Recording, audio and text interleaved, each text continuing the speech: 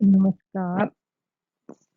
BSc part second में coordination compound में आज 17 लेक्चर में अपन पढ़ेंगे वर्नर थ्योरी। वर्नर थ्योरी पहले अपन ने पढ़ा था समावयवता, नॉमेनक्लेचर, और अब अपन पढ़ेंगे संकुल यौगिकों में जो बॉन्ड बनता है उसे समझाने के लिए अलग अलग साइंटिस्ट ने अपनी थ्योरी दी थी। उसे एक एक करके लेंगे और सबसे पहले लेते हैं वर्नर सिद्धांत। सहसंयोजक यौगिकों में बंधन। वर्नर ने बताया था कि संकुल यौगिकों में बॉन्डिंग किस प्रकार से होती है। 1913 में एल्बर्ट वर्नर ने संकुलों के गुणों की व्याख्या उनकी संरचना के आधार पर की। इसे ही वर्नर का उप सहसंयोजन सिद्धांत कहा जाता है। वर्नर ने क्या किया कि संकुलों के अलग अलग जितने भी कैरेक्टरिस्टिक्स होते हैं, गुण होते हैं, वो उसकी संरचना से जोड़ दिए और संरचना के द्वारा गुणों की व्याख्या की। वर्नर सिद्धांत के मुख्य बिंदु है उप सहसंयोजक यौगिकों में दो प्रकार की संयोजकताएं वैलेंसी पाई जाती है। दो प्रकार की संयोजकता है, एक है प्राथमिक प्राइमरी वैलेंसी और सेकेंडरी वैलेंसी द्वितीयक वैलेंसी। प्राइमरी वैलेंसी ये सामान्यतः आयनिक होती है और सदैव ऋणायनों द्वारा संतुष्ट होती है। इसके द्वारा केंद्रीय धातु परमाणु के ऑक्सीकरण अंक की जानकारी मिलती है। इसे डॉटेड लाइन से प्रदर्शित किया जाता है। तो प्राइमरी वैलेंसी क्या होती है? संकुल यौगिकों में एक धनायन होता है और एक ऋणायन होता है। तो ये सामान्यतः आयनिक होते हैं और ये सदैव ऋणायनों के द्वारा संतुष्ट होती है। तो केंद्रीय धातु परमाणु का जो समन्वय संख्या होगी उसके आधार पर ऋणायन या लिगैंड लगे हुए होते हैं और प्राइमरिक संयोजकता केंद्रीय धातु परमाणु के ऑक्सीकरण अंक की जानकारी मिलती है। इसे अपन डॉटेड लाइन से शो करते हैं। द्वितीयक संयोजकता सेकेंडरी वैलेंसी, ये अनआयनिक या सह संयोजक होती है। ये ऋणायनिक व उदासीन दोनों से संतुष्ट होती है और ये समन्वय संख्या की जानकारी देती है। इसका मान किसी भी संकुल विशेष के लिए निश्चित होता है। मुख्यतः ज्यामितीय चतुष्फलकीय, वर्गाकार समतलीय और अष्टफलकीय होती है। तो त्रिविम सेकेंडरी समावयवता, जो सेकेंडरी वैलेंसी है वो सहसंयोजक प्रकार की होगी। केंद्रीय धातु परमाणु के साथ में जितने भी लिगैंड होते हैं वो उदासीन भी हो सकते हैं और ऋणायनिक भी हो सकते हैं और केंद्रीय धातु परमाणु से जुड़े हुए लिगैंड उनकी समन्वय संख्या पर निर्भर करते हैं।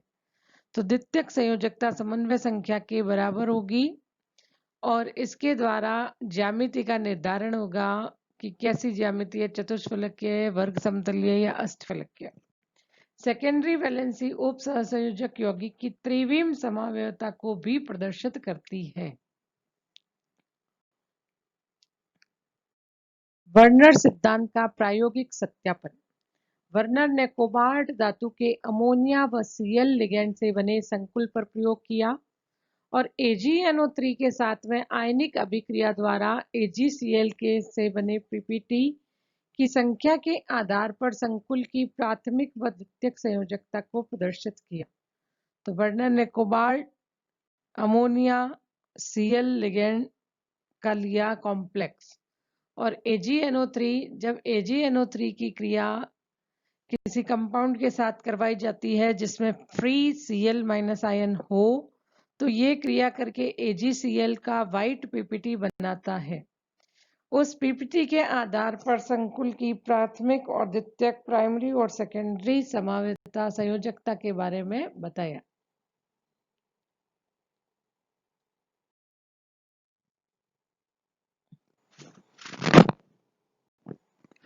इसे अपन एक टेबल के फॉर्म में लेते हैं। अणुसूत्र, आयनों की संख्या या चालकता, AgNO3 द्वारा अवक्षेपित Cl- की संख्या, सेकेंडरी वैलेंसी, संकुल का सूत्र और इसका कार्य। तो उसने वर्नर ने क्या किया, अलग अलग यौगिक लिए फर्स्ट देखिए CuCl3.6 NH3, second CuCl3.5 NH3.H2O, third CuCl3.5 NH3, fourth CuCl3.4 NH3 और फिफ्थ CuCl3.3 NH3। यहाँ पर इन सभी अणु सूत्रों में ये देखने को मिल रहा है कि केंद्रीय धातु परमाणु कोबाल्ट है और ऋणायन के रूप में Cl लगा हुआ है और अमोनिया इसके साथ में जुड़ा हुआ है। कोबाल्ट +3 आयन यहाँ पर उपस्थित है।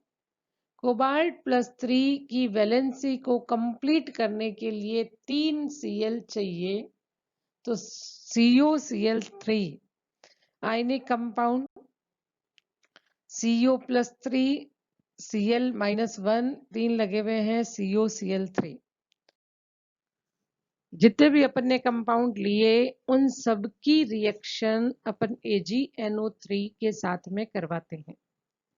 अब जब कोई भी कॉम्प्लेक्स AgNO3 से क्रिया करेगा तो AgCl के व्हाइट पीपीटी बनेगा, तो AgCl3 के व्हाइट पीपीटी में Cl- की संख्या के आधार पर कॉम्प्लेक्स की स्ट्रक्चर का निर्धारण होगा। तो फर्स्ट एग्जांपल अपन लिया CuCl3.6 NH3, इसमें टोटल 4 आयन है, चालकता 430 आई। AgNO3 से जब पीपीटी बना वो 3 Cl- आयन के कारण से आया। कोबाल्ट +3 का जो कोऑर्डिनेशन नंबर होता है वो सदैव 6 होता है, तो सेकेंडरी वैलेंसी होगी 6, तो इसका संकुल सूत्र बनेगा CONH3 का होल 6 Cl3 और ये जितने भी Cl ऋणायन है वह बाहर है, आयनिक रूप में उपस्थित है। कोऑर्डिनेशन स्फीयर में सारे अमोनिया लगे हुए हैं और बाहर आयनन समन्वय में Cl उपस्थित है। सेकेंड एग्जाम्पल CuCl3.5 NH3.H2O, इसके अंदर भी जब अपन इसकी क्रिया कराते हैं तो आयनों की संख्या आती है 4 और चालकता 430। AgNO3 द्वारा जो अवक्षेपित Cl की संख्या है वो है 3, सेकेंडरी वैलेंसी है 6, इसका सूत्र होगा CONH3 का होल 5 H2O Cl3, ये बैंगनी रंग का कॉम्प्लेक्स होता है। Next example CuCl3.5 NH3। अब देखिए आप अपन खुद करें इसे तो कोबाल्ट +3 की समन्वय संख्या है 6, तो यहाँ तो 5 लिगेंड तो हो गए अमोनिया के और छठा लिगेंड होगा Cl का, तो सूत्र बनेगा CONH3 का होल 5 Cl और ब्रैकेट के बाहर Cl2, यानी 2 आयनिक स्फीयर में Cl है, तो AgNO3 के द्वारा जो पीपीटी में Cl की संख्या है वो 2 होगी और इस कॉम्प्लेक्स का कलर है हरा बैंगनी।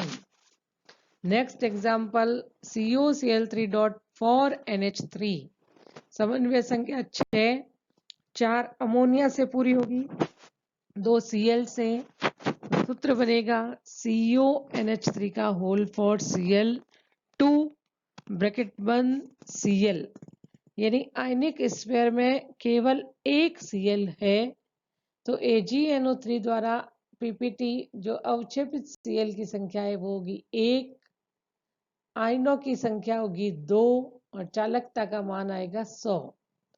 लास्ट एग्जांपल देखो CuCl3.3 NH3, कोबाल्ट +3 की समन्वय संख्या 6, 3 अमोनिया और 3 Cl लिगेंड लगे हुए हैं, तो सूत्र बनेगा CONH3 का होल 3 Cl3 और आयनिक स्फीयर में एक भी Cl नहीं, 0 Cl होने के कारण से AgCl का पीपीटी नहीं बनेगा और टोटल आयन अपने आप में ये उदासीन यौगिक है, तो 1 और आयन है ही नहीं, तो चालकता का मान होगा 0 और इस कॉम्प्लेक्स का कलर होगा नीला हरा। तो वर्नर सिद्धांत प्राइमरी सेकेंडरी संयोजकता को बताता है और इसके द्वारा रंग की व्याख्या करने के लिए आयनों की संख्या या इसका आयन संकुल सूत्र अपन निकाल सकते हैं। वर्नर ने जिन जिन कॉम्प्लेक्स पर जिन जिन संकुलों पर कार्य किया, यह एग्जाम में पूछा जाता है। वर्नर सिद्धांत क्या है, कोबाल्ट Cl अमोनिया का उदाहरण लेते हुए इसकी व्याख्या कीजिए। देखिए अपन ने एग्जाम्पल लिया CuCl3.6NH3 प्लस AgNO3। तो यहाँ पर 6 के 6 अमोनिया उपस्थित है लिगेंड के रूप में। तो तीनों Cl होंगे आयनिक स्फीयर में। जब तीनों Cl आयनिक स्फीयर में होंगे तो रिएक्शन होगी तो बनेगा CONH3 का होल 6 NO3 का whole thrice plus 3 AgCl white PPT 3 mole बनेंगे। संकुल की संरचना किस तरह से होगी? संकुल की संरचना को शो करने के लिए फर्स्ट कोबाल्ट की समन्वय संख्या है 6 है तो ऑक्टाहेड्रल। ऑक्टाहेड्रल में ऑक्टाहेड्रली 6 अमोनिया लगे हुए हैं। इन्हें कंप्लीट लाइन पूरी रेखा के द्वारा लाइन के द्वारा शो करेंगे और 3 Cl बाहर है उन्हें डॉटेड लाइन से शो करना है। तो ऑक्टाहेड्रली जुड़े हुए 6 अमोनिया और 3 Cl को डॉटेड लाइन से कहीं पर भी अपन शो कर सकते हैं। तो इस तरह से इसकी स्ट्रक्चर बनानी होगी।